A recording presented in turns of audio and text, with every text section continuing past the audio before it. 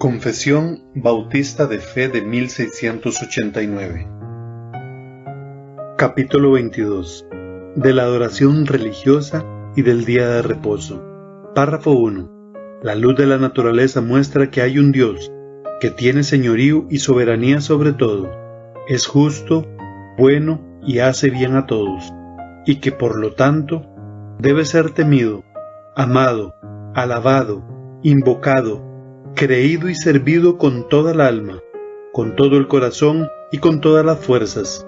Pero el modo aceptable de adorar al verdadero Dios fue instituido por Él mismo, y está de tal manera limitado por su propia voluntad revelada que no se debe adorar a Dios conforme a las imaginaciones e invenciones de los hombres o las sugerencias de Satanás, ni bajo ninguna representación visible, ni en ningún otro modo no prescrito en las Sagradas Escrituras.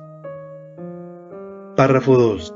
La adoración religiosa ha de tributarse a Dios Padre, Hijo y Espíritu Santo, y a Él solamente, no a los ángeles, ni a los santos, ni a ninguna otra criatura, y desde la caída, no sin un mediador, ni por la mediación de ningún otro, sino solamente de Cristo. Párrafo 3. Siendo la oración con acción de gracias, una parte de la oración natural la exige Dios de todos los hombres, pero para que pueda ser aceptada debe hacerse en el nombre del Hijo, con la ayuda del Espíritu, conforme a su voluntad, con entendimiento, reverencia, humildad, fervor, fe, amor y perseverancia, y cuando se ora con otros, debe hacerse en una lengua conocida. Párrafo 4.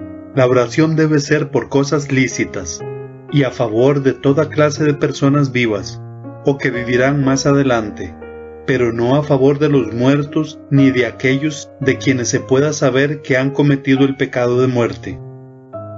Párrafo 5. La lectura de las Escrituras, la predicación y la audición de la palabra de Dios, la instrucción y la amonestación los unos a los otros por medio de salmos, himnos y cánticos espirituales, el cantar con gracia en el corazón al Señor, como también la administración del bautismo y la cena del Señor, son parte de la oración religiosa a Dios que ha de realizarse en obediencia a Él, con entendimiento, fe, reverencia y temor piadoso.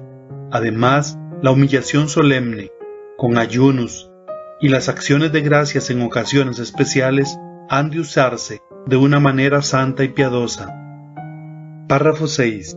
Ahora, bajo el Evangelio, ni la oración ni ninguna otra parte de la oración religiosa están limitadas a un lugar, ni son más aceptables por el lugar en que se realizan, o hacia la dirección que se dirigen, sino que Dios ha de ser adorado en todas partes en espíritu y en verdad, tanto en cada familia en particular diariamente, como cada uno en secreto por sí solo, así como de una manera más solemne en las reuniones públicas, las cuales no han de descuidarse ni abandonarse voluntariamente o por negligencia, cuando Dios por su palabra o providencia nos llama a ellas. Párrafo 7. Así como es la ley de la naturaleza que, en general, una proporción de tiempo, por designio de Dios, se dedique a la adoración a Dios, así en su palabra, por un mandamiento positivo, moral y perpetuo que obliga a todos los hombres en todas las épocas, Dios ha señalado particularmente un día de cada 7 como día de reposo, para que sea guardado santo para Él, el cual, desde el principio del mundo hasta la resurrección de Cristo, fue el último día de la semana, y desde la resurrección de Cristo fue cambiado al primer día de la semana, que es llamado el Día del Señor, y debe ser perpetuado hasta el fin del mundo como el día de reposo cristiano, siendo abolida la observancia del último día de la semana. Párrafo 8. El día de reposo se guarda santo para el Señor cuando los hombres, después de la debida preparación de su corazón y de haber ordenado de antemano todos sus asuntos cotidianos, no solamente observan un santo descanso durante todo el día de sus propias labores, palabras y pensamientos acerca de sus ocupaciones y diversiones seculares, sino que también se dedican todo el tiempo al ejercicio público y privado de la adoración de Dios y a los deberes que son por necesidad y por misericordia.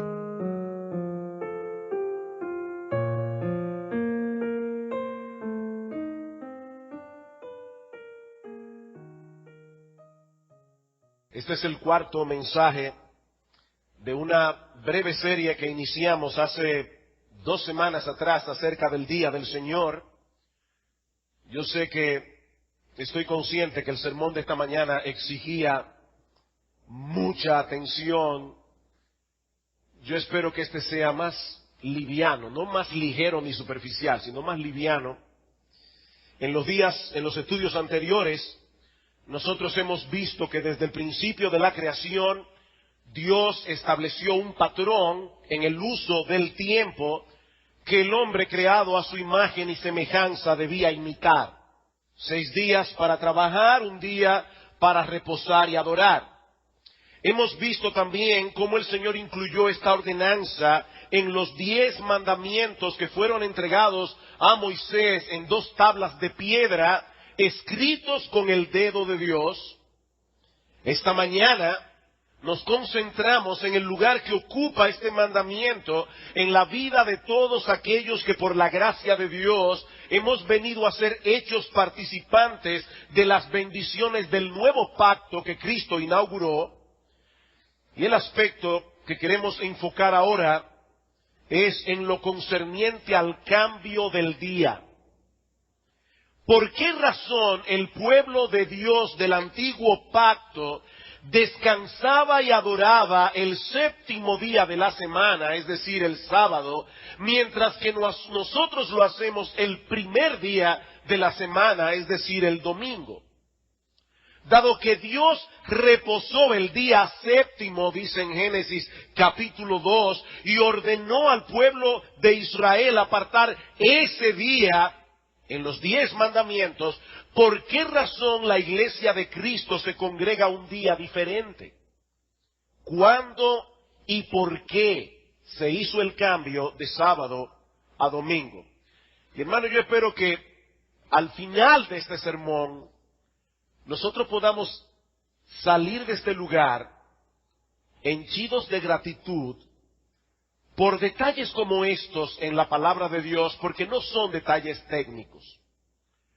Para responder esta pregunta, veremos en primer lugar algunas circunstancias que sugerían ese cambio aún en el Antiguo Testamento, para luego ver en segundo lugar el establecimiento definitivo de ese cambio en el Nuevo Testamento. Así que empecemos en primer lugar viendo algunas circunstancias del Antiguo Testamento que sugerían ese cambio del día. El que haya habido un cambio en el día señalado para la adoración a Dios no solamente es enseñado en una forma clara en el Nuevo Testamento, sino que ya en el Antiguo Testamento nosotros podemos vislumbrar que eso habría de ocurrir, sobre todo cuando nosotros miramos el Antiguo Testamento desde la posición que tenemos ahora, una posición ventajosa, evidentemente porque estamos en el Nuevo Testamento. 2 circunstancias que sugerían ese cambio. En primer lugar, la universalidad de la dispensación evangélica sugiere un cambio en el día, de modo que pueda ser observado universalmente también. Mis hermanos, consideren por un momento la enorme diferencia que existe entre el pueblo de Dios en el Antiguo Pacto y el pueblo de Dios en el Nuevo Pacto. El pueblo de Dios en el Antiguo Pacto se circunscribía mayormente, aunque no únicamente, al pueblo de Israel. Era un pueblo específico que habitaba un pedazo de tierra específico bajo circunstancias climatológicas muy específicas.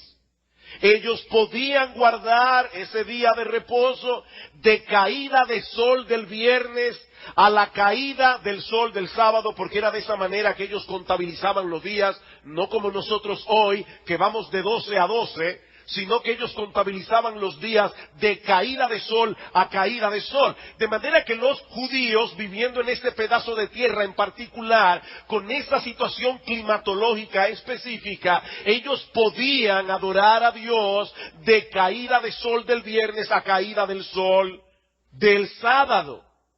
Pero nuestro caso es completamente distinto. La iglesia del nuevo pacto es una multitud de pueblo, tribu, lengua y nación, tal como Dios había profetizado desde el principio que ocurriría.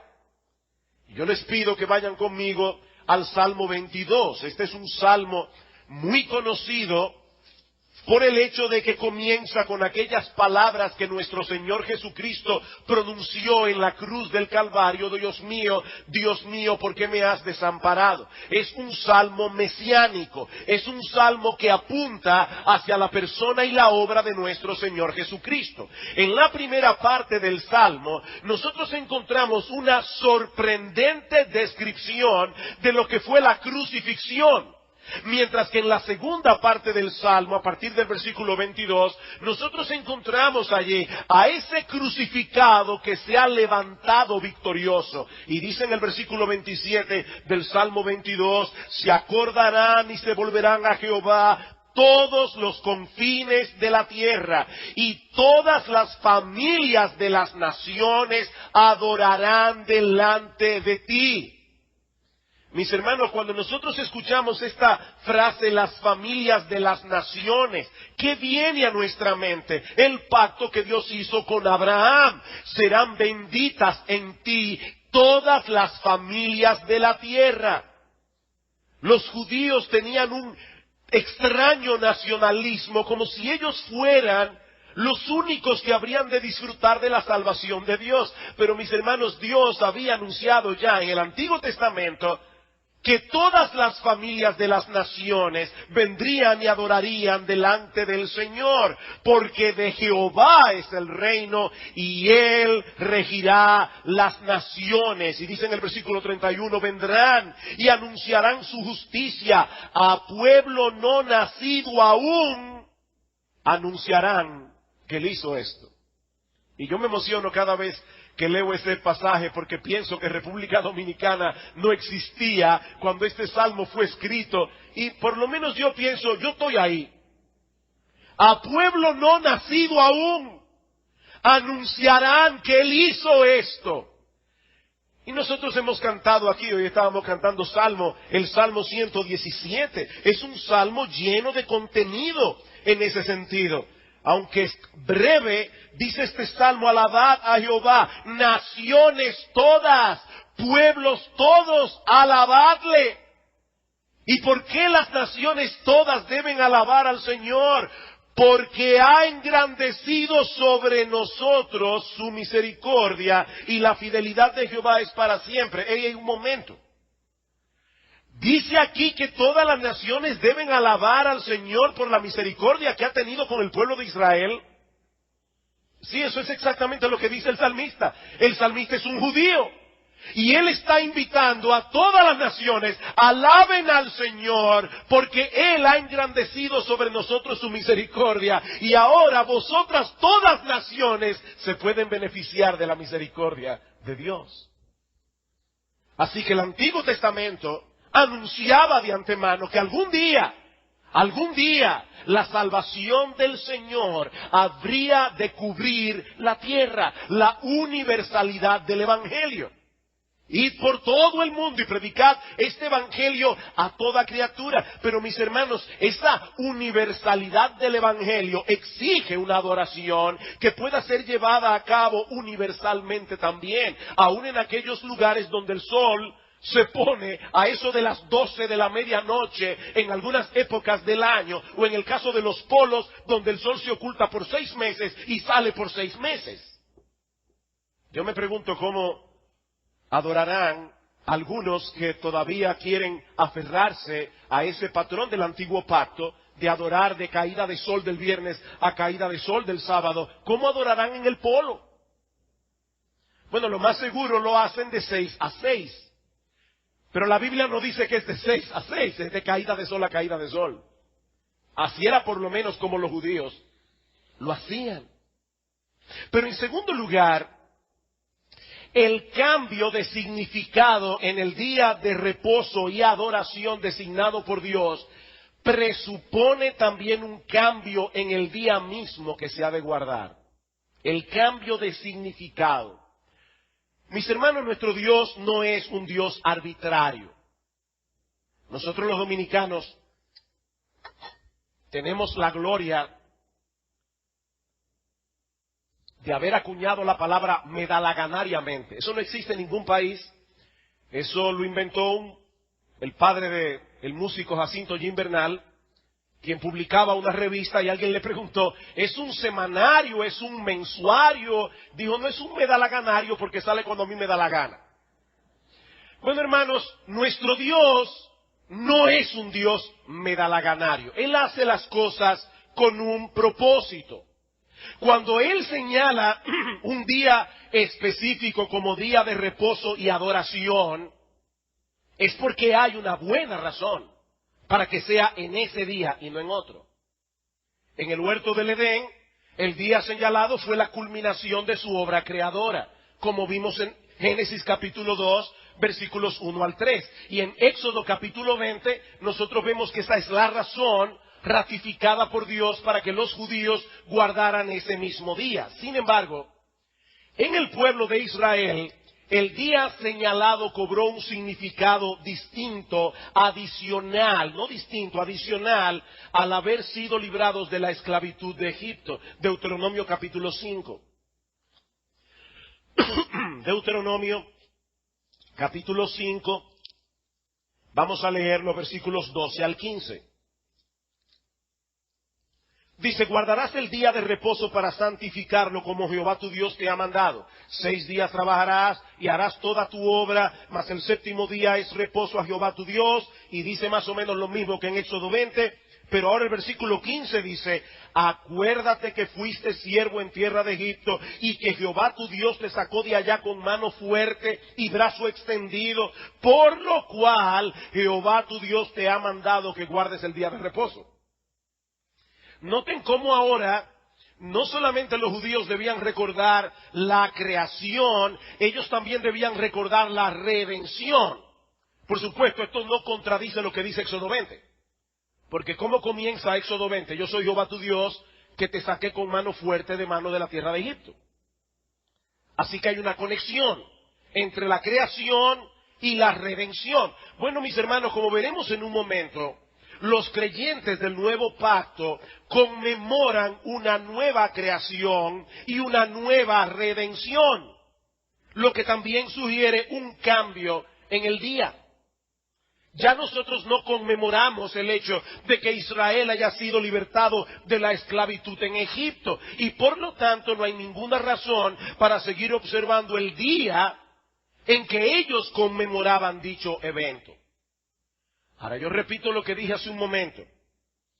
Estas dos declaraciones apenas sugieren la posibilidad de que habría de efectuarse un cambio en el día de adoración del pueblo de Dios. Sin embargo, cuando nosotros llegamos al Nuevo Testamento, encontramos allí indicios muy claros de que ese cambio fue gradual pero definitivamente efectuado.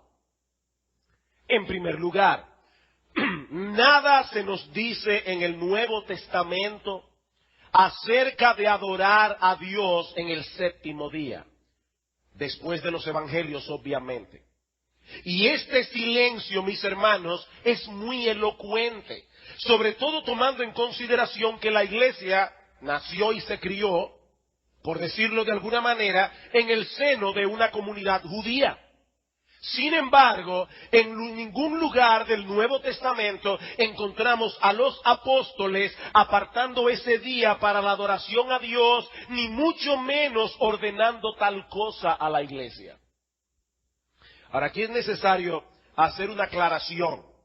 Si alguna vez ustedes se topan con un adventista del séptimo día, es muy probable que le señale algunos textos en el libro de los Hechos, donde nosotros encontramos a Pablo yendo a las sinagogas los días sábado.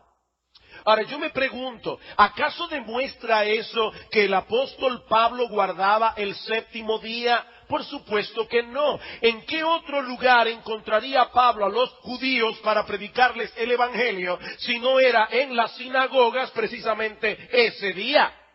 ¿No fue el mismo Señor Jesucristo quien ordenó expresamente que el evangelio llegara primero a los judíos y después a los gentiles? Bueno, al ir a las sinagogas para aprovechar el hecho de que ellos se reunían en ese lugar en ese día, eso fue un paso inteligente de Pablo para obedecer el mandato expreso del Señor. Pero repito que nada se nos dice en el Nuevo Testamento, ni siquiera se sugiere de que debamos adorar a Dios en el séptimo día. En segundo lugar, el énfasis que encontramos en el Nuevo Testamento sobre el primer día de la semana, tanto en el ejemplo de Cristo como en el de los apóstoles, no deja lugar a dudas en cuanto al día señalado para la adoración de la iglesia. Mis hermanos, vamos a ir al Nuevo Testamento. Yo quiero que ustedes vean algunos versículos rápidamente. En primer lugar, nuestro Señor Jesucristo se levantó de la tumba el primer día de la semana, completando de ese modo la obra redentora que inaugura la entrada en vigor del nuevo pacto. Y los 4 evangelios se encargan de establecer esta verdad con toda precisión. Mateo capítulo 28, versículo 1. Pasado el día de reposo, al amanecer del primer día de la semana, vinieron María Magdalena y la otra María a ver el sepulcro y encontraron que el Señor había resucitado. A veces uno le pregunta a un niño, ¿cuántos años tú tienes? Y el niño dice, 12 para 13. Evidentemente, si tiene 12 va para 13. No podía ir a otro número. Bueno, mis hermanos, si la Biblia dice pasado el día de reposo, evidentemente era el primer día de la semana. Sin embargo, los apóstoles, los evangelistas, no quisieron dejar esa información implícitamente. El texto dice, pasado el día de reposo, al amanecer del primer día de la semana. Ellos quieren resaltar el hecho de que fue en el primer día de la semana. Marcos 16.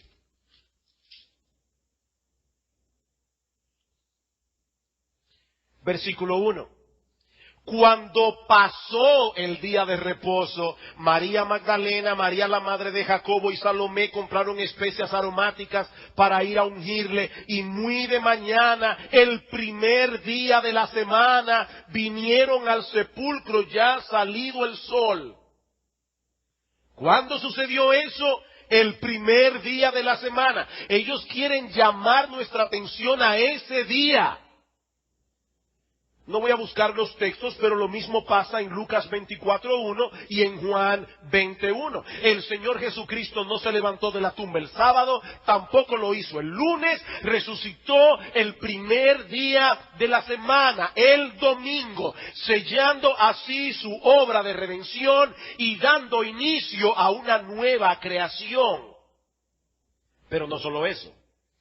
Sus primeras apariciones como Cristo resucitado ocurrieron también el primer día de la semana. Luego de haber aparecido a María Magdalena esa mañana y a 2 de sus discípulos que iban camino a Emaús, el Señor se presentó esa noche en el lugar donde los discípulos estaban reunidos. Y no hay que tener mucha imaginación para suponer por qué estaban reunidos. Ese día habían pasado muchas cosas extrañas. Y dice en Juan capítulo 20, versículo 19, cuando llegó la noche de aquel mismo día, el primero de la semana, ya había dicho que era el primero de la semana en el versículo 1, pero no lo quiere dejar implícito, sino explícito. Cuando llegó la noche de aquel mismo día, el primero de la semana, estando las puertas cerradas en el lugar donde los discípulos estaban reunidos por miedo de los judíos, vino Jesús y puesto en medio les dijo, paz a vosotros. Y yo lamento que no pueda ahora entrar en todas las consideraciones de lo que esa frase significa. Y cuando les hubo dicho esto, les mostró las manos y el costado, y los discípulos se regocijaron viendo al Señor. Dice que puesto en medio. Y algunos se ponen a especular si el cuerpo de Cristo era incorpóreo, cómo Él pudo pasar a través de la puerta cerrada. Hermano, nosotros no sabemos cómo fue que Cristo hizo eso, y lo mejor es no especular. Lo que el texto dice claramente es que ellos estaban reunidos, Cristo se les puso en medio y les dijo, paz a vosotros. Ahora yo me pregunto, ¿tendrá alguna conexión esa acción de Cristo el primer día de la semana con lo que Él había prometido en Mateo capítulo 18, versículo 20?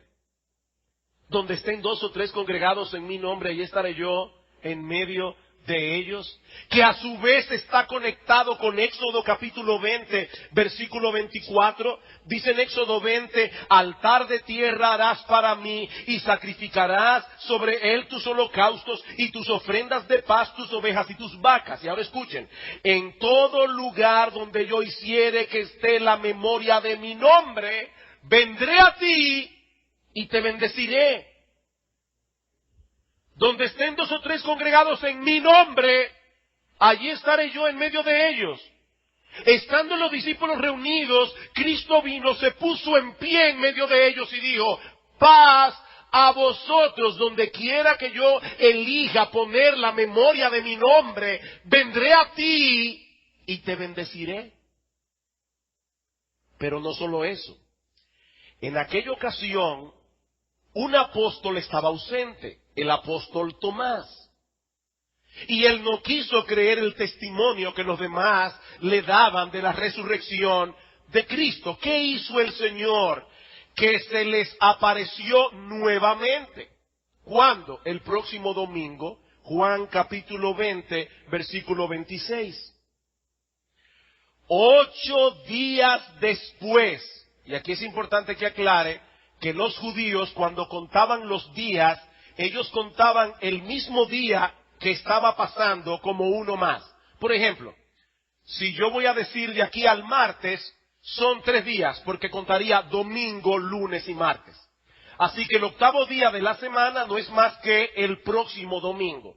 Y eso es algo que todos los comentaristas están de acuerdo. Así que cuando 8 días después estaban otra vez sus discípulos dentro y con ellos Tomás, Jesús llegó estando las puertas cerradas y se puso en medio y les dijo, paz a vosotros. Otra vez la misma acción.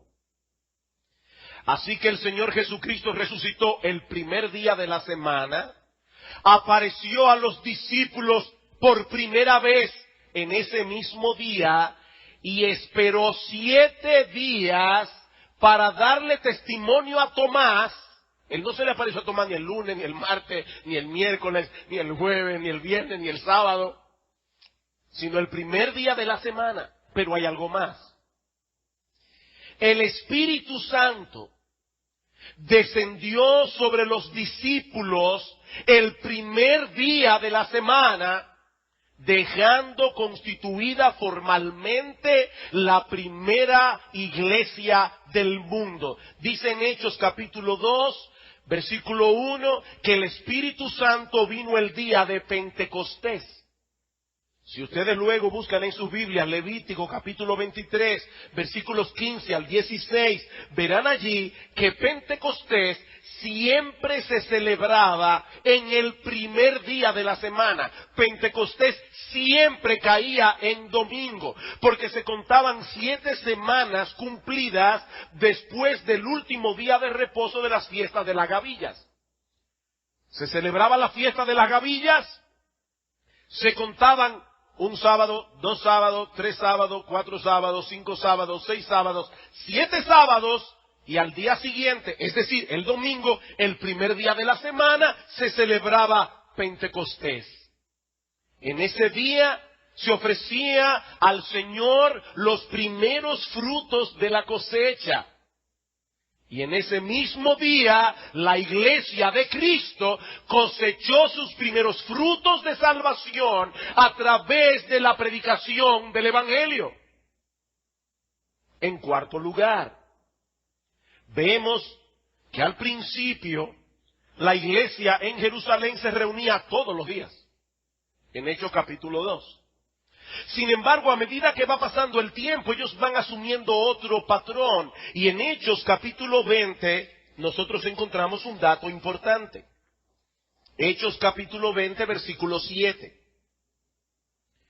El primer día de la semana, reunidos los discípulos para partir el pan, y eso es una forma técnica de mencionar muy probablemente la celebración de la Cena del Señor, Pablo les enseñaba habiendo de salir al día siguiente y alargó el discurso hasta la medianoche. Ahora, si ustedes leen el versículo 6, se van a dar cuenta que Pablo había estado allí 6 días. 7 días, perdón, se quedó en Troas. Lo que quiere decir que Pablo hubiera podido reunir a los discípulos el sábado, porque él estaba el sábado ahí. De hecho, hubiera sido más cómodo, porque él iba a partir al día siguiente. Sin embargo, ellos se reunieron el primer día de la semana para partir el pan. Primera a los Corintios, capítulo 16. Versículo 1 y 2. En cuanto a la ofrenda para los santos, haced vosotros también de la manera que ordené en las iglesias de Galacia.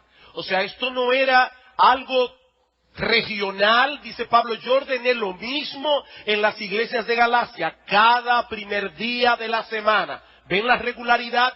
Cada primer día de la semana, cada uno de vosotros ponga aparte algo según haya prosperado, guardándolo para que cuando yo llegue no se recojan ofrendas. Y fue hablando precisamente de ese día, el primer día de la semana, que el apóstol Juan, estando en la isla de Patmos, escribe en Apocalipsis capítulo 1 versículo 10, yo estaba en el Espíritu en el día del Señor. Y la gran mayoría de comentaristas entienden que Juan se está refiriendo exclusivamente allí al domingo. Yo estaba en el Espíritu en el día del Señor. Y aquí se usa la misma construcción gramatical que Pablo usa en 1 Corintios capítulo 11 versículo 20 para hablar de la cena del Señor. La cena del Señor no es una comida común y corriente. Es una comida que está asociada, estrechamente vinculada con la persona de Cristo y con la obra que Él llevó a cabo en la cruz del Calvario. Por eso es la cena del Señor. Y Juan dice, yo estaba en el Espíritu en el día del Señor. El comentarista Kistemaker dice respecto a esta expresión en Apocalipsis 1:10, este es el día de la resurrección del Señor. Y hacia finales del primer siglo, los cristianos habían comenzado a referirse a Él no como el primer día de la semana, sino como el día del Señor. Es el día dedicado al Señor, un día consagrado a Cristo. Termina la cita. Es por esa razón, mis hermanos, que este día se llama domingo. Eso proviene del latín domine, que significa del Señor. Y es interesante notar que Juan no tuvo que aclararle absolutamente nada a esas 7 iglesias de Asia Menor a quienes él envió originalmente el Apocalipsis. Él les dice a esas 7 iglesias, yo estaba en el Espíritu en el día del Señor, sin explicación, porque lo más seguro ellos iban a entender de qué estaba hablando Juan. ¿Por qué nos reunimos como iglesia a adorar al Señor en este día y no en otro? Porque fue en este día que Cristo resucitó, porque fue en este día que Él se presentó a sus discípulos en más de una ocasión, porque fue en este día que descendió el Espíritu Santo para establecer formalmente la iglesia de Cristo, porque fue en este día que se llevó a cabo la primera predicación evangélica, la primera cosecha de salvación, el primer bautismo cristiano, porque solo encontramos evidencia en el Nuevo Testamento de que la iglesia se congregaba el primer día de la semana, y porque es acerca de ese día y no de ningún otro que Juan el apóstol se refiere cuando le llama el día del Señor. Somos una nueva creación en Cristo. Somos el producto de su obra redentora, una obra que fue completada cuando Cristo se levantó victorioso de la tumba el primer día de la semana. No había ninguna razón para que la iglesia continuara observando el día que conmemoraba la antigua creación y la antigua redención. Pero aún nos queda un argumento más, antes de traer algunas aplicaciones. Los padres de la iglesia post-apostólica confirman unánimemente esta enseñanza. Ahora, cuando yo hablo de los padres de la iglesia post-apostólica, nos estamos refiriendo a aquellos líderes que estaban guiando la iglesia de Cristo, que siguieron al frente de la iglesia de Cristo luego de la muerte de los apóstoles. Y yo debo aclarar aquí, mis amados hermanos, que las enseñanzas de los padres post-apostólicos no poseen para nosotros la autoridad que posee la Biblia. La palabra de Dios es nuestra única norma de fe y práctica. Sin embargo, es interesante notar cómo estas personas interpretaron las enseñanzas del Nuevo Testamento. Primero, porque algunos de ellos fueron contemporáneos de los apóstoles, porque ellos fueron testigos oculares de cómo la iglesia funcionaba durante el primer siglo, y algunos de ellos incluso fueron discípulos directos de algunos de los apóstoles.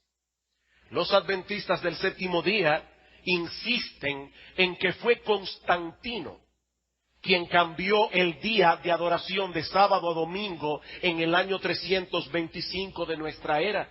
Pero mis hermanos, esa declaración no es conforme a los datos históricos. Uno de los escritos más importantes de la era posapostólica, y por cierto, uno de los más hermosos, importante porque nos presenta un cuadro bastante vívido de lo que era la vida de la iglesia cristiana en esa época, es un documento que está de hecho traducido al español, conocido como la Didaqué. Algunos datan la Didaqué entre el 96 y el 98 después de Cristo. Para aquellos que tomaron alguna vez síntesis del Nuevo Testamento saben que esa es la misma fecha que se le da al Apocalipsis de Juan. Es decir, que muy probablemente el autor de la Didaqué o fue contemporáneo con el apóstol Juan o quizás vivió unos pocos años después. Escuchen lo que dice la Didaqué. Y en el día del Señor, su día especial, congregaos y partid el pan y dad gracias, confesando primero vuestras transgresiones para que vuestro sacrificio sea puro. Aquí hay un juego de palabras en el original griego, porque dice, en el día del Señor, y por eso algunos lo traducen, en el día del Señor, su día especial. Ignacio de Antioquía, discípulo del apóstol Juan, nació el 31, murió en el 107. Dice, no debemos sabatizarnos más, sino que debemos guardar el día del Señor en el cual nuestra vida fue levantada. Y en otro lugar escribió, este es el día del Señor, el día consagrado a la resurrección, el más importante de todos los días. Justino mártir, nació en el 100, fue martirizado en el 165. En uno de sus diálogos con un judío, dice que los cristianos no celebran las festividades judías ni observan sus sábados, Pero en otro lugar escribió, en el día que llamamos domingo, se realiza una asamblea de todos los que viven en la ciudad y en el campo, en la cual son leídas la memoria de los apóstoles y los escritos de los profetas. Por cierto, algo que nosotros hacemos en cada uno de nuestros cultos, leer regularmente la palabra de Dios en el Antiguo Testamento y en el Nuevo Testamento. Dice Ignacio, fue este día en el cual comenzó la creación del mundo y en el cual Cristo se levantó de los muertos. La epístola de Bernabé, alrededor del 130, dice, no son vuestros sábados presentes los que son aceptables para mí, sino el sábado que yo he hecho. Por esto también nosotros guardamos el día octavo para gozarnos, el día en que también Jesús se levantó de los muertos y habiendo sido manifestado ascendió a los cielos. Ireneo, discípulo de Policarpo, quien a su vez fue discípulo del apóstol Juan, del año 130 al 195, en el día del Señor, cada uno de los cristianos guarda el día de reposo, meditando en la ley y regocijándonos en las obras de Dios. Tertuliano, 160 al 220 después de Cristo, dice, celebramos el domingo como un día de gozo. En el día del Señor pensamos que es incorrecto ayunar o aún postrarnos en oración, porque era una fiesta. Ellos les pedían a los cristianos que no ayunaran ese día, porque el ayuno va conectado con tristeza, y este es un día de gozo. Clemente de Alejandría, contemporáneo de Tertuliano, murió alrededor del 211. Dice, un verdadero cristiano, de acuerdo con lo ordenado en el Evangelio, observa el día del Señor, echando fuera todos los malos pensamientos y dedicándose a todo lo bueno, honrando la resurrección del Señor, la cual tomó lugar en ese día. Y yo no voy a seguir ampliando las citas. Yo creo que estas son suficientes para probar que no fue Constantino en el año 325 que hizo el cambio. De hecho, es interesante notar que estas citas que yo he traído provienen de lugares muy distantes entre sí. Regiones muy apartadas.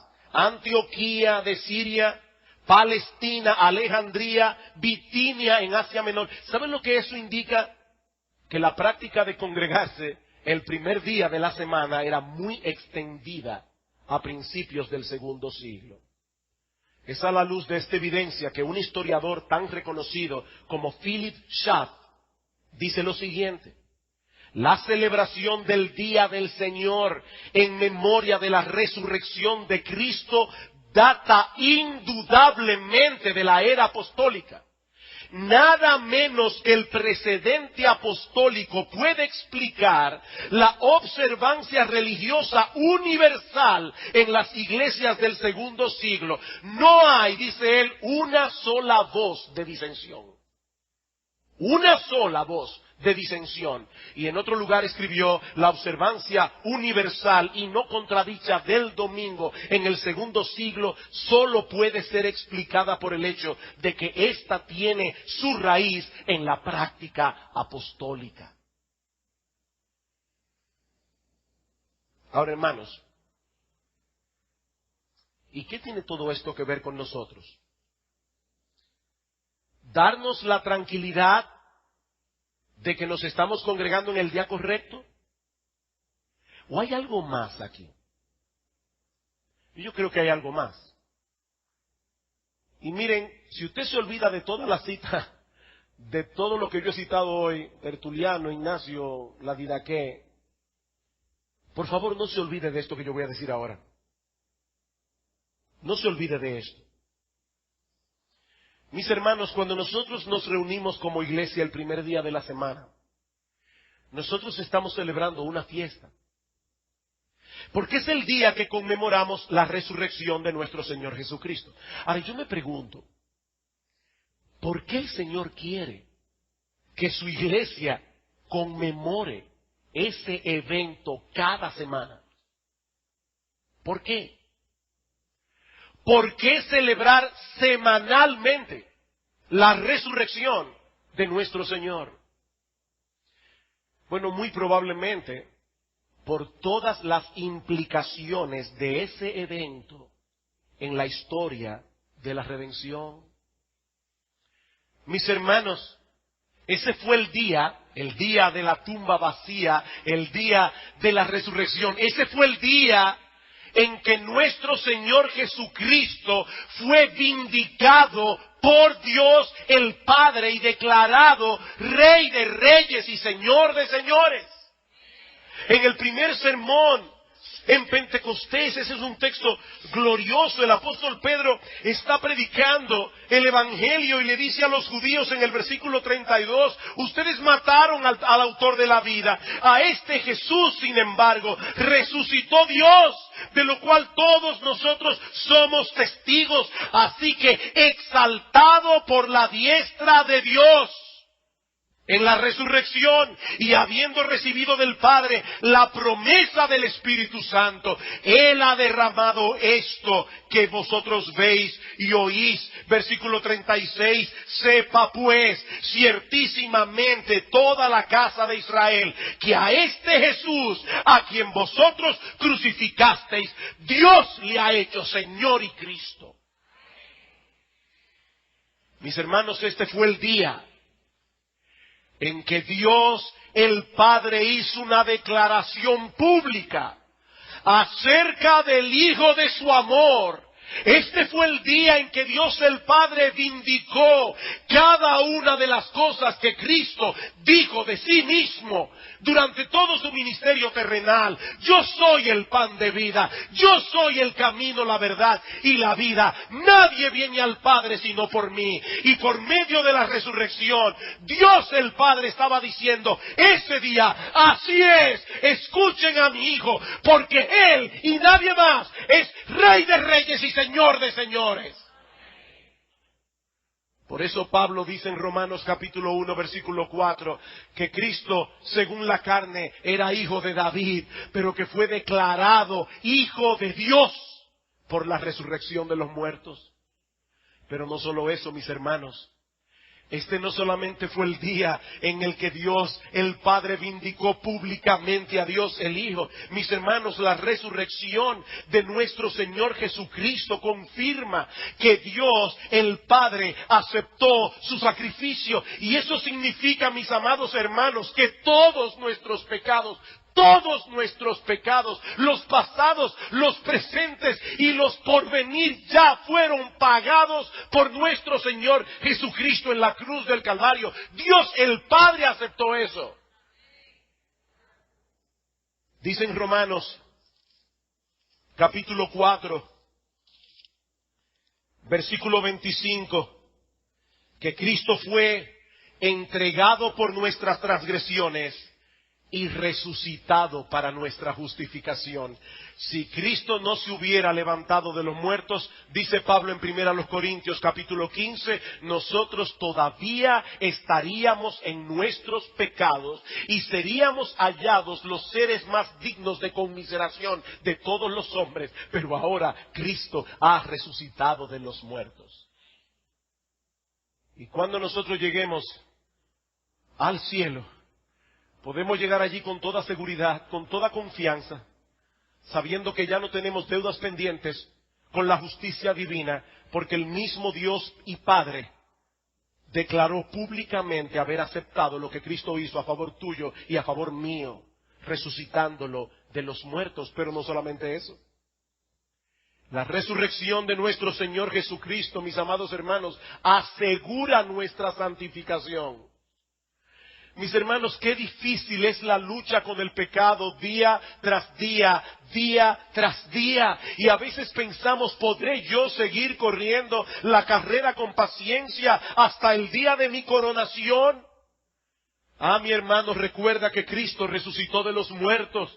Y porque Cristo resucitó de los muertos, ahora tú puedes crecer en santidad. Dice en el versículo 8 de Romanos 6, y si morimos con Cristo, creemos que también viviremos con Él, sabiendo que Cristo, habiendo resucitado de los muertos, ya no muere, la muerte no se enseñorea más de Él, porque en cuanto murió, al pecado murió una vez por todas, mas en cuanto vive, para Dios vive. Así también vosotros, consideraos muertos al pecado, pero vivos para Dios en Cristo Jesús, Señor nuestro. Cuando Cristo se levantó de la tumba al tercer día, nosotros fuimos levantados juntamente con Él para vivir en novedad de vida. Una vida que, como veíamos esta mañana, es capaz de obedecer a Dios. No perfectamente, pero sí sinceramente. Nosotros podemos crecer en santidad. Nosotros no somos esclavos del pecado. ¿Saben por qué? Porque Cristo se levantó de los muertos. Pero no solo eso. La resurrección de nuestro Señor Jesucristo asegura nuestra resurrección. Primera a los Corintios capítulo 15, versículo 20. Dice Pablo, mas ahora Cristo ha resucitado de los muertos, primicias de los que durmieron es hecho. Él es el primer fruto, nosotros le seguimos detrás. Porque por cuanto la muerte entró por un hombre, también por un hombre la resurrección de los muertos. Porque así como en Adán todos mueren, también en Cristo todos serán vivificados. Ahora bien, mis hermanos, yo me pregunto, ¿serían diferentes nuestros cultos de adoración que celebramos cada primer día de la semana si cada uno de los miembros de esta iglesia se preparara adecuadamente para adorar a nuestro Señor, considerando lo que estamos conmemorando en este día? ¿Sería diferente? Si nosotros tomamos tiempo antes de venir a la iglesia y decimos, oh Señor, este es el día en que Cristo fue vindicado. Oh mi Señor, este es el día en que por tu resurrección todos mis pecados fueron borrados. Mi Señor, este es el día en que porque tú te levantaste de los muertos, yo no tengo que estar esclavizado al pecado. Señor, este es el día en que porque tú te levantaste de los muertos, yo puedo estar completamente seguro que el día que me toque a mí partir, ese cuerpo que se va a podrir en una tumba será llamado por tu voz y también resucitará en gloria. Yo me pregunto, si nosotros meditáramos en todo lo que este culto conmemora, ¿sería diferente nuestra fiesta de adoración? Mis hermanos, no vengamos por inercia cada primer día de la semana. No vengamos a la iglesia por costumbre. Lo que se está celebrando hoy aquí es algo inmensamente glorioso. El Señor resucitó. El Señor resucitó y al levantarse de los muertos fue exaltado por el Padre, confirmó el perdón de todos nuestros pecados, aseguró nuestra santificación y aseguró nuestra propia resurrección y glorificación. ¿Con qué espíritu deberíamos nosotros venir a esta fiesta cada primer día de la semana? Mis hermanos, nosotros adoramos a un gran Salvador. Él es glorioso, lleno de gloria, lleno de poder, lleno de majestad. No vengas por inercia a esta fiesta de adoración. Prepara tu corazón. Medita en lo que estamos celebrando aquí. Porque lo que estamos celebrando aquí tiene que ver contigo y conmigo. Lo que estamos celebrando aquí es la mejor noticia